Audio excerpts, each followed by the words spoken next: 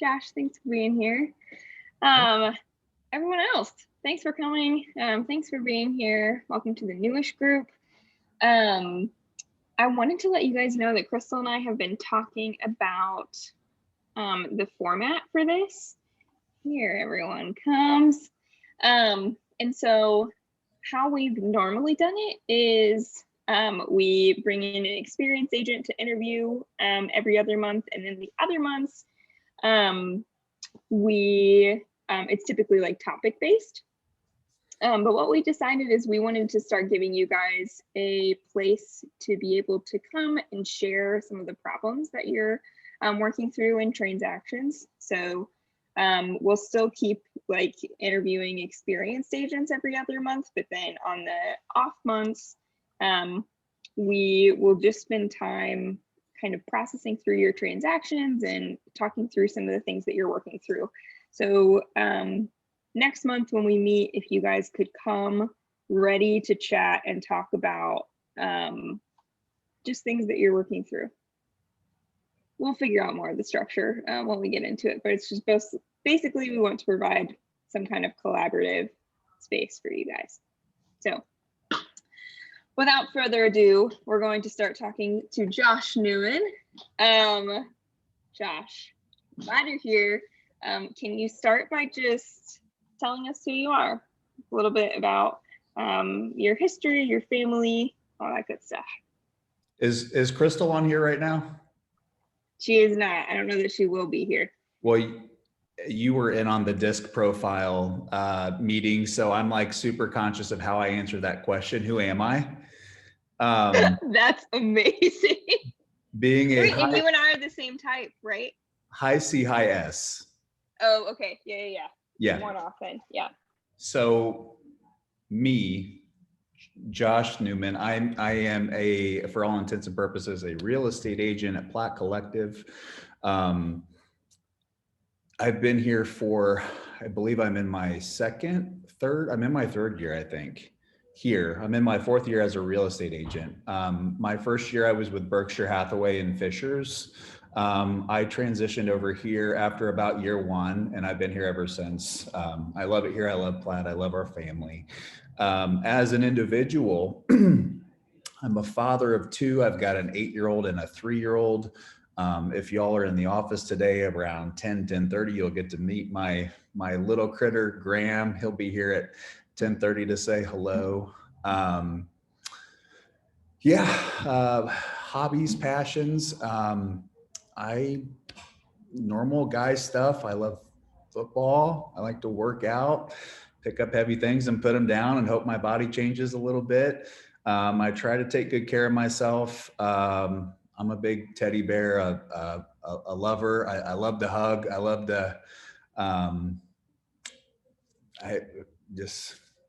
I don't know. I could go on. It's a tough one for me to answer, Rosie. Is that good?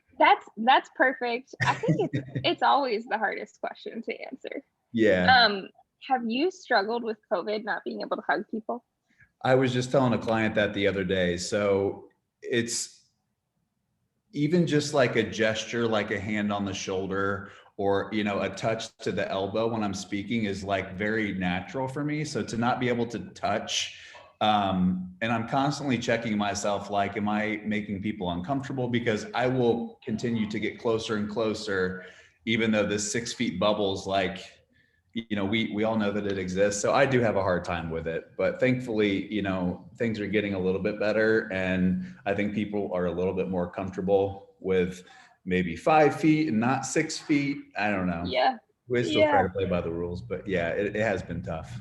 Yeah. Josh, what part of town do you live in? I live in St. Joseph Place, actually. Yeah. What is the neighborhood? So my girlfriend, Bridget Marsh is her name. She's actually part of the Ever Indie team. She's our transaction coordinator, and her and I are buying a house right now in Bates Hendricks. So I'll soon be a Bates Hendricks resident. Heyo! Oh, that's amazing, Josh! Congrats. Are you guys just looking in Bates Hendricks, or do you have a house that you're like pending on? We close on the 15th of March. Hey, oh my God, Josh, that's amazing. Yeah, I'm super Congrats. excited. Thank you. What street are you going to be on? Caven. Okay. Caven. So it's one of the further south streets. Yeah. Plenty of growth going on in the neighborhood. I think we'll get a nice little round of equity here in a couple years. Well, I'm super Yeah. excited. I love Bates. My gym's there. I've sold quite a bit there. I love the neighborhood. Super cute homes. Mm, We're really excited. that's awesome, Josh. Congrats. That's so good. And Josh, remind me, where did you grow up? Are you an Indy native or a transplant here? What does that look like for you? Yeah, so I lived 42nd and Shadeland Mm, until I was about 10. okay. So I went to IPS schools until I was 10, third grade. My folks moved us out to Greenfield, Indiana, which is in Hancock County. Okay. Lived in Greenfield until I graduated from high school. I went to Ball State grad. Um, and I've lived every side of Indianapolis except for the west side. Not been to the Mm, We'll just go out there for track festivities and we'll bring it back downtown. So yeah, for sure.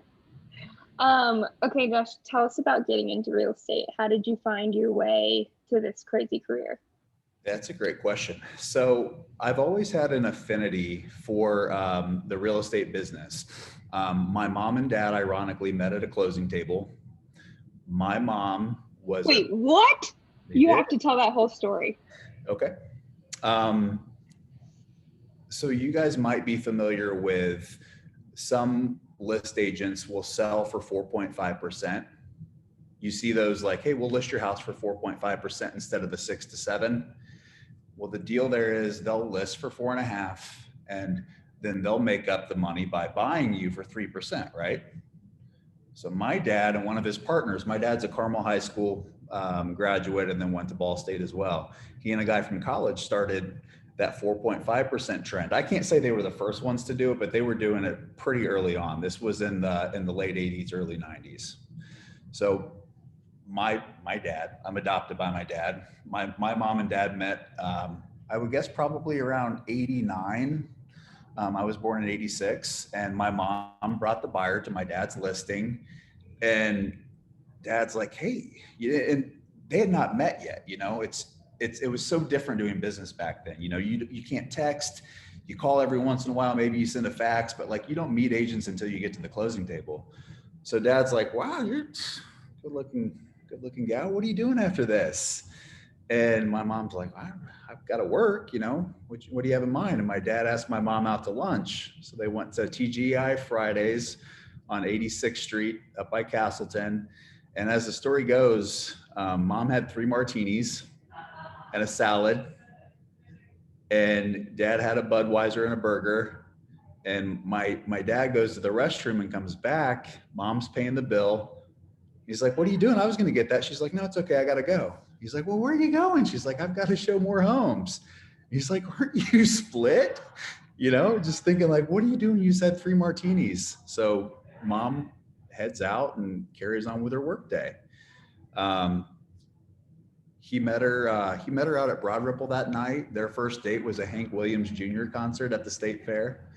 Josh, this is the best story ever. It's realtor romance right there. It's really cute. So long story short, I remember sitting underneath the closing tables as a child, 4 years old, with a teeny tiny little paper, a small fry from McDonald's. You remember how they used to come in the paper bags? Just eating my French fries and just looking around at people's feet. Like super awkward, right? But like, that's how mom kept me entertained. She's like, here's a car, here's some fries, don't cry, just be good. And I used to sit underneath the closing table while my mom went to closing. So I was introduced to real estate. I didn't realize it at the time, but at a very young age. And my degree was in business administration. I have a minor in finance, and I have used my degree a little bit, but that's just not my personality type. I like to be in an office. I didn't really like the structure. So I got into bartending in my early 20s. Loved that. Loved the, just the unpredictability of the night and all the people that I got to meet. And I got to provide an experience. I got to make somebody's night awesome. If somebody came in and they were having a bad night, say they're going through a breakup or a loss or whatever, I had an opportunity to try to fix that. So I felt like that was like way cooler than anything I went to school for. So I actually ran with that. I helped open Teeny on Mass Ave in 2011. So that was probably like the biggest thing that I've done in the service industry. And then my oldest son was born in 2012. So 2016 was when I knew that I needed to make a change, and I transitioned into real estate. First year was hard. Subsequent years got a little bit easier, and here we are. That's so good. Talk about that first year being really hard. What was hard about it? Everything, quite literally everything. The analogy that I use is, imagine yourself as a caveman or cavewoman, right? And you walk out of this cave and you've got this spear in your hand and you're looking around and you're like, you see food, but it's like, oh, that's too fast, or oh, that's too far. Like everything just seems so difficult, but you're so hungry and you're willing to do everything, but you don't know what to do. That's how I felt. Like I was trying this and nothing seemed to work. What were some of the things that you were trying that like weren't working? I knocked on doors. Yeah. I knocked on doors. I was so nervous. I had memorized a couple of different scripts that I just found online, and that was actually a great experience for me, though. It got me out of my comfort zone. And where did you knock on doors, and like, can you talk about what that experience was like? Sure. So I first started knocking on doors up in Fishers. Okay. So that was interesting. They looked at me like, first off, what are you doing? Like, you don't have an Amazon package. You don't have can I help you? I'm like, hey, I just wanted to let you know that this house down the street at 123 Main just sold for like 12K over list. And I thought you might want to know about that. Have you thought about selling? Do you have any idea what your home is worth? And I tried all different types of door knocking scripts. Honestly, probably the most successful one was, hey, we're having an open house here in your neighborhood. So I would have an open house on a Sunday, and I would go knock doors on like a Friday evening. And the script would be something to the effect of this, like, hey, I'm Josh Neuman. I'm with Berkshire Hathaway or Platt Collective. And I just wanted to let you know that you might notice some increased traffic here in the neighborhood over the weekend. I'm hosting an open house at 123 Main. And I wanted to give you a personal invite. Actually, we're going to host it open on Saturday for residents here in the neighborhood. Can you think of a neighbor that you might really want to live next to you? You might reach out, bring them by. I would love to see you. So then I would host it on Saturday for the neighbors. I got a little bit of action. And then on Sunday, I would host it again. And I have landed a listing doing that. But really more than anything, again, it just got me out of my comfort zone and got me used to talking to people, presenting information to them, but they may not really care about, in a way that is still like a value add. And I learned a lot that first year on a lot of different levels. Yeah. Josh, tell me about some of the things that you started or experimented with that have stayed around and worked for you. I would say I've tried really everything under the sun. The one thing that has been tried and true is I was told, I sat down with a really successful agent here in Indianapolis. I'm not going to mention his name, but you guys know him. He sells a ton of historic real estate, here in Center Township.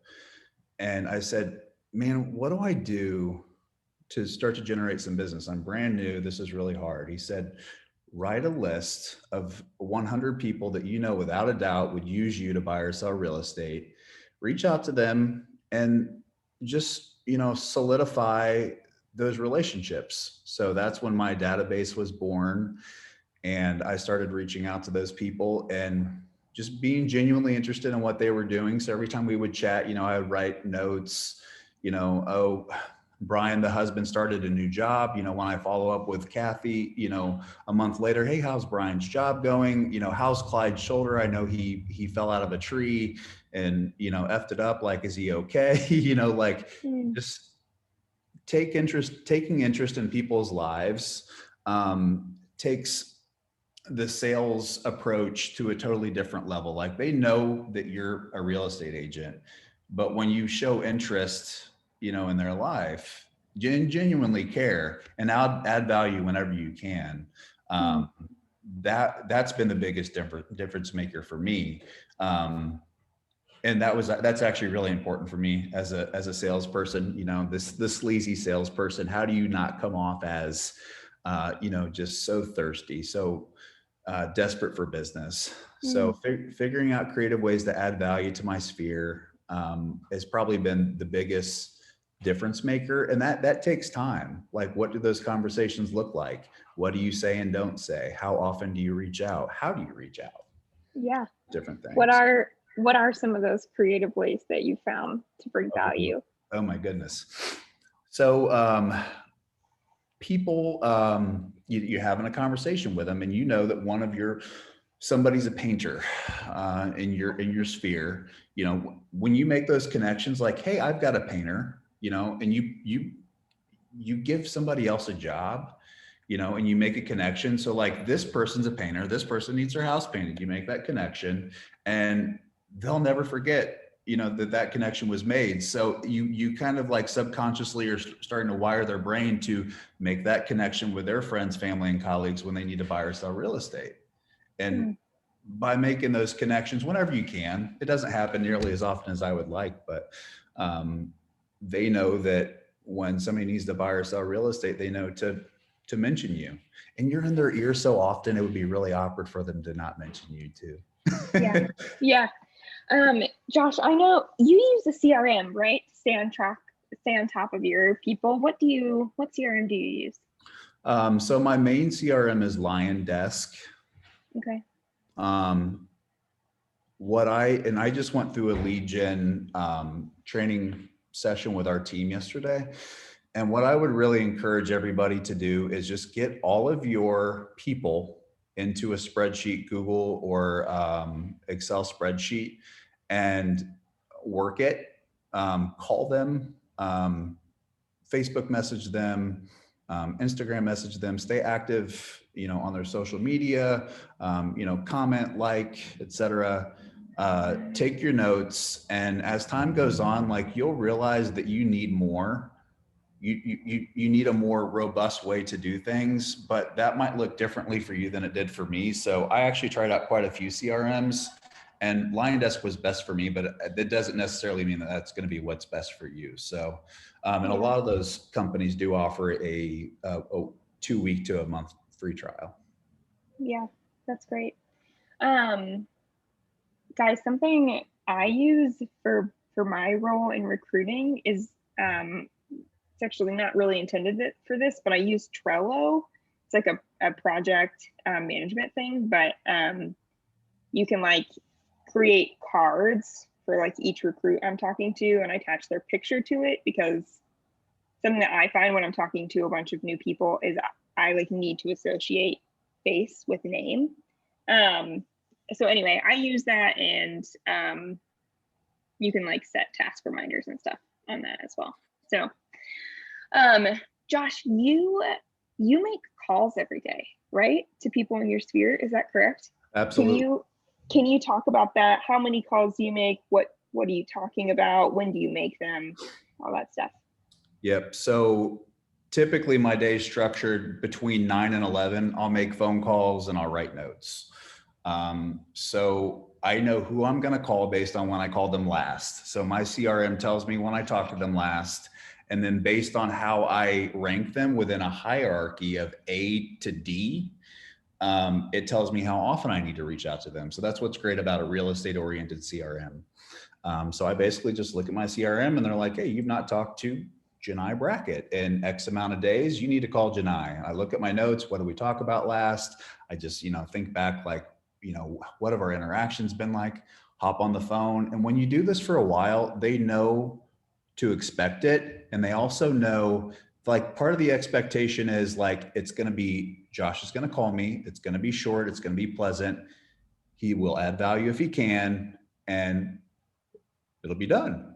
You know, you want to make it pleasant, and it's just a quick check-in. For the most part, like, I call my past clients at least every other month, probably more like every 6 weeks.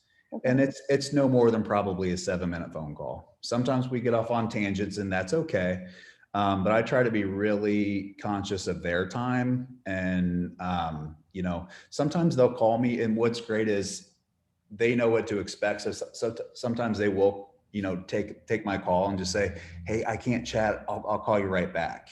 Because at the beginning, I didn't get that. They're like, why is Josh calling me? Either one, something's wrong, or I don't know. So once it becomes predictable, you get a much better pickup rate, and you have some really great conversations. That's awesome. Okay, so with those people who are past clients, can you tell me, like, you know, when they pick up the phone and you're like, hey, I just wanted to check in on the house, like, how's it going? Or is it like something else? Like, what are some of your openers? Reasons to call? Is that what you're asking? Yeah. So, and let's see, so anybody that I closed in 2020, everybody that I called from January to February, that phone call was solely based on, hey, you're going to need a copy of your settlement statement to turn into your tax professional. Okay. I've sent that over. I just want to make sure that you got that real quick. Yeah, I got it. Cool. Thanks. Bye. Or, yeah, I got it. Cool. By the way, like, how are the kids? How are you? How's business? How's life? Like, you just roll with it wherever it takes you. Yeah. But that check-in, like, the whole goal is just to, one, add value, and two, stay top of mind. Right. Yeah. Okay, so what about for people that aren't your past clients? Maybe like just people in your sphere who you're trying to get to become clients someday. Like, what do those check-ins look like? That's a tough one. So one of the things that I was sharing with the team yesterday is you have to qualify your database. So if somebody's in my database, they're somebody that I have determined that will work with me to buy or sell real estate at some point in time. Not everybody will do that. So you have to qualify them. And that kind of looks like, you know, if you've not talked to somebody for quite a while, it can be pretty straightforward. Basically, you just kind of have to ask them, like, as you know, I'm a real estate agent. I was just curious, you know, I saw that you bought with, you know, Sandy Smith, back in 2012. If you were to buy or sell real estate in the next couple of years, would you still work with Sandy, or would you give me a shot? You know, you just have to ask straight up. And it's not, you'd be surprised how many times people are like, well, yeah, I would use you. And then you'll learn very quickly, you know, did you put them on the spot, and was that just awkward? And they just said yes. Because then on the subsequent follow-up call, you know, if they answer and they continue, like, you have kind of earned that business. So then again, you just try to provide value. That first phone call is actually pretty crucial, though. You know, you need to figure out how long they've lived where they live. Are they renting? What are their goals? You know, always keep track of, like, when people are having children, when they might need to upgrade or downgrade. You know, if they had children and they're now empty nesters, they might be looking to capitalize on this incredible seller's market and get into something a little bit smaller. So it just takes a lot of awareness in general. Yeah, that's so good. Okay, Josh, you're in year number 4 right now. You're speaking to a lot of people who are either in their first or their second year. What has changed for you from year 1 to year 4? Like, how does your business look different? Well, I now have a really solid understanding of just how the real estate world works. You know, year 1, you're just learning, and you're quite green, and you're just scared to mess up. And you're scared to do a lot of things. Like, quite literally, everything's outside of your comfort zone, and you want to just kind of stay in your lane and hopefully make enough money to survive. Like, I remember it was terrifying, but you'll get through it. Just remember, I forget I think it was Lee Bailey that actually said this to me when I first met with him. I love Lee Bailey. Before I came to Platt, he said, year one, you learn, year two, you burn, year three, you earn. And that's always stayed in my mind. I'm like, okay, so I'm learning. You don't make a lot of money year one. If you do, kudos to you. It's not normal. Year two, you burn. And I think the burn is you spend money trying to buy time, trying to buy leads, trying to buy opportunities. And you'll burn a lot of time and energy running around with people that you think might turn into a commission, but they don't. And then year three, you put it all together, all the things that you've learned, through education and past experiences, and you put it to work. And it really does just take time and repetition. The one thing that I wish I would have done when I was younger in this business was ask more questions of people that really do know what they're doing. I thought that maybe it was like, okay, so they have proprietary knowledge that they do not want to give up and they're never going to share with me. I don't want to bother them. They're too busy, et cetera, et cetera. But the fact of the matter is, the reason that we're all able to coexist is because we all do what we do in such an individual way that none of us should be scared to give up any of our tips and tricks, because there's no way that you can do it the way that I do it. And there's no way that I can do it the way that you do it. Right? Yeah. So ask questions. Like, we're all happy to help, any of us. Josh, you're just like full of like 1,000 golden nuggets. That's how I'm feeling right now. I'm just like, I'm eating it up. This is so good. Awesome. Okay, you're in year 4. You are in year 4. What do you still need to get better at? What are you like looking at yourself and saying, I want to do this better? Work-life balance. I know I was on a panel for work-life balance not too long ago. That's a constant struggle. I figured out here this year that I don't get to go to the gym if I don't go at 5:36 in the morning, because my day gets hijacked by my phenomenal clients. So I have learned to prioritize things in a way that works for me, works for my children, my friends, my family, and my clients. So that has taken time, and that's something that I continue to focus on this year, because for me to be the best version of me and who I need to be for the people that need me, I have to prioritize things in a way that keep me well-rounded. And it's a constant balancing act. So that's, the work-life balance thing is a really big, it's a really big focal point for me. In my business specifically, and I see Cam on the call, we talked about this yesterday, my social media, it's not natural for me to be active on social media. I see Steph Gray on the call. Steph, I like the stories that you do. They're fun, they're funny, they're engaging. So we've not met, but I do appreciate what you post, and I enjoy watching it. Cam as well. If you guys don't know Cam, I think Cam's like a gourmet chef in disguise. Yeah, he is. He whips up some of the most baller meals. And he's modest. He won't take credit for it, but he's also like the best dressed man that I know. Oh my God, absolutely. I mean, what? It's like a fashion show every time he walks in here. We talk about real estate, absolutely. Please. What'd you say? We talk about real estate, please. No, we're gonna keep talking about you. Yeah, Cam is a fly dresser as well. Yeah, so social media, just trying to just trying to stay top of mind in fun, creative ways. I'm learning to use the stories of the different social media apps more. And again, it's not natural for me. So if you guys have any tips or tricks, I would love to learn from you, because it's just not my it's not my wheelhouse. I'm a little too old for it, I think, but I'm adapting. Oh, that's so good. Okay, Josh, you talked a lot about lead gen. You're really good at that. Can you talk about like actually walking clients through the real estate process? Like, what does that look like? What's important to you? as you're guiding clients through that. Sure. So we'll take it from a first-time home buyer standpoint, because that's probably where a lot of us are working. I think just as a newer agent, I think one of the harder parts about being a new agent is getting somebody who has bought or sold a home to trust somebody that's brand new.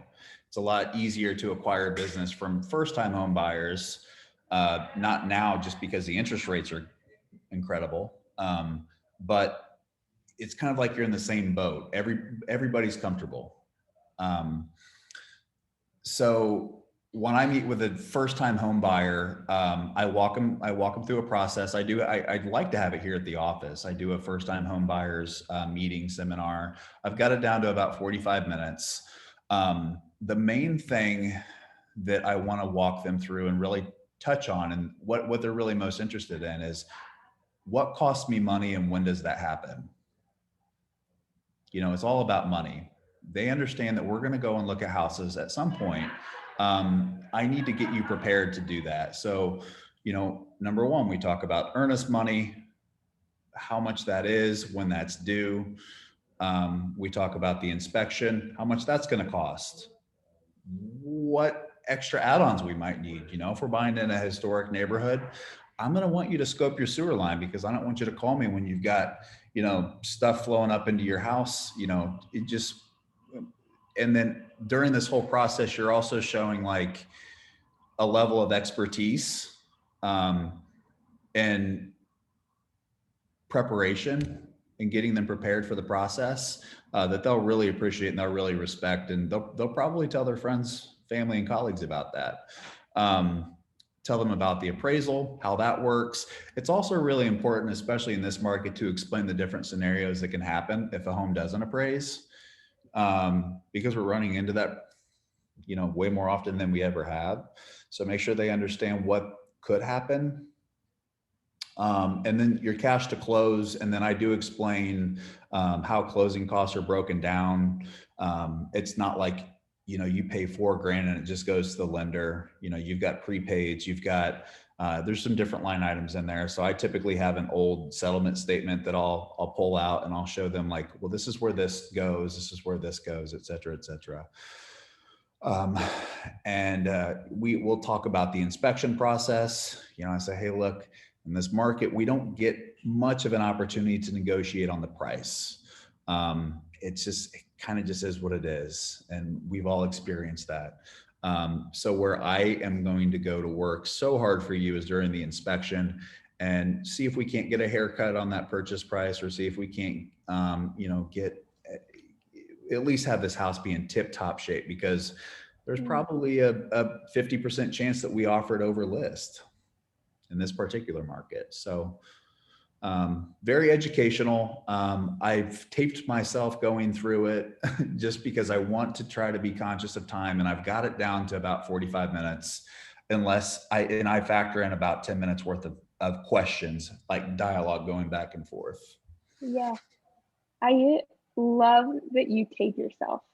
Oh, that's so good. I hate watching it. I hate seeing myself on TV or a screen or whatever. I feel like a total idiot. Totally. But time's so important, right? So I just want to make sure that I can keep it. And I also like to hear how I sound. Like, am I delivering it the way that I intend for it to be delivered? Do I need to change my tone? Yeah. No, that's so good. That's what I used to be real into theater back in the day, which I feel like surprises no one. And we would totally have to do this all the time. Practice in the mirror, practice in front of a camera. So yeah, that feels right. Josh, if you're okay with this, can you walk us through a transaction that you're doing right now? Like maybe just some things that you're running into. Yeah, would that work for you? I didn't prep you for that one at all. No, yeah, sure. Okay. We can do a me and me, or we can do a listing where we ran into a sewer line issue that may become a disclosure, and I kind of share with my seller client how I think we should handle that. is So like a the me and choose me, your own I've got the buyer adventure. and the me and the me, I've got the buyer and the seller. So that's a tough spot to be. And then, you've got a potential ethical issue with ethical issues with both. Oh my God. Can you do both? Can you talk about both of them? Real quick. So the property that I just listed on New Jersey, somebody chose to use the bathroom during a day of showings and I couldn't get the toilet to flush. Awesome. Cool. Thanks for doing that at our, come on, people. So I go and check on the house a couple days ago and I call my client and I'm like, hey man, I can't get this toilet to flush. So we Is have this a vacant property? no. They live there. Yeah, he was out of town for Got it. the weekend so we could show it. And so the plumber comes out and they're like, yeah, man, I can't get this to, we got the waste out, we got to flush, but it takes like literally 60 seconds to drain now. I was like, okay, well, that's not normal. He's like, well, they'll find it on the inspection, right? I said, yeah, they will. But I think it'll do a lot for us, for me to do what I recommend. And I just want to call the agent and just be like, hey, look, man, we discovered this, so whether you choose to have a sewer scope or not, we're ready to handle it. We're ready to fix it. And that was, I don't know that all agents would have done that. And I don't actually know that it was actually what was best for my client even. I may have disclosed something that might cost them money that they may not have found.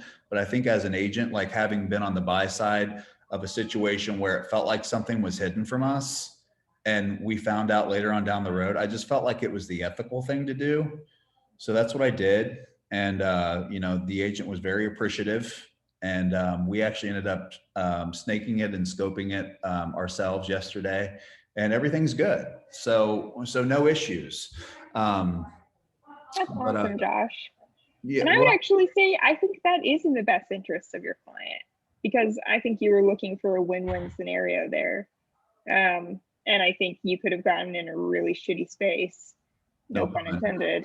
Yeah.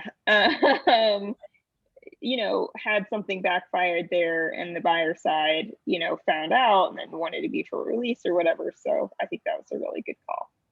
Yeah. And then the me and me. So I've got the buyer who's a gym friend of mine, and I've got the seller who is an out of town investor. I know what their bottom line is. I know what they need to get. I also know what my client can afford.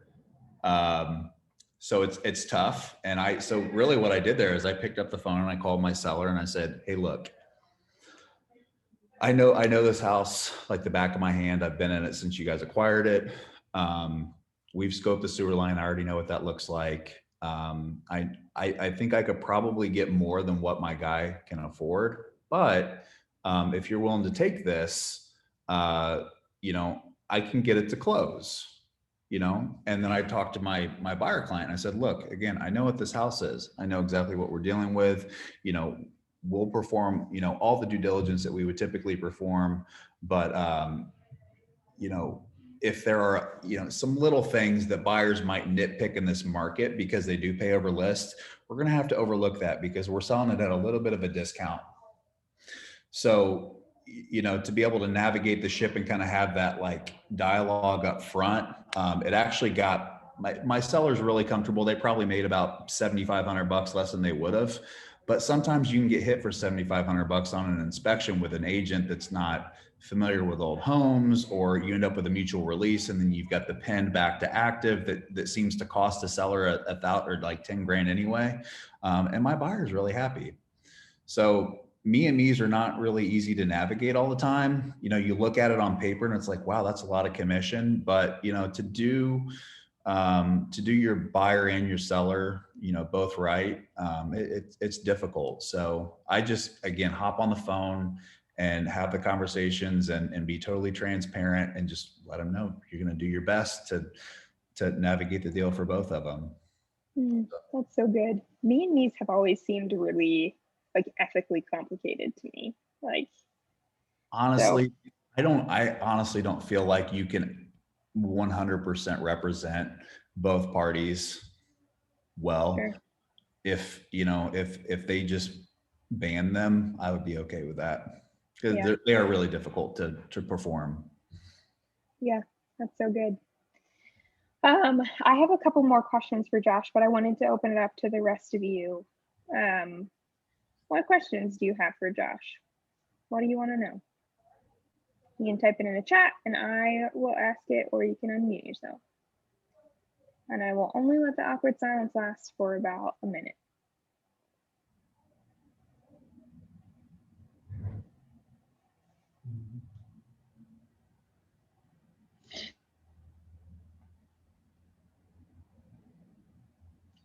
All right, I'm getting straight nothing from you guys, so it's fine, but also I'm flipping you off a little bit in my mind.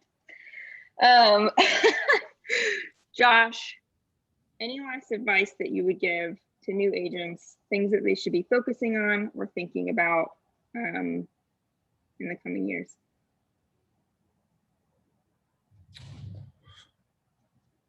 Don't try to recreate the wheel.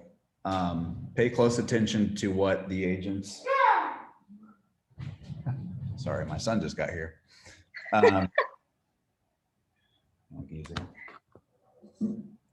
What's up, Graham? Looking like a homeless little person. Pay close attention to what agents are doing that are running their business in a fashion that you aspire to. The way that I ended up at Platt, I really respected Natalie Clayton's business when I did a deal with her back in 2018, and I saw the opportunity to, be an understudy.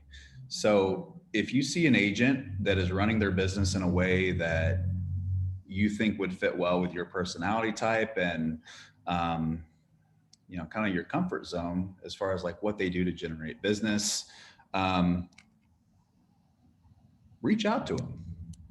Again, there's nothing that I do that you're going to do that's ever going to feel the same way to my clients. Like, I don't worry about losing business to anybody. And really nobody else that's selling a decent amount of real estate will feel that way. So I would just, we call it R&D, rip off and duplicate.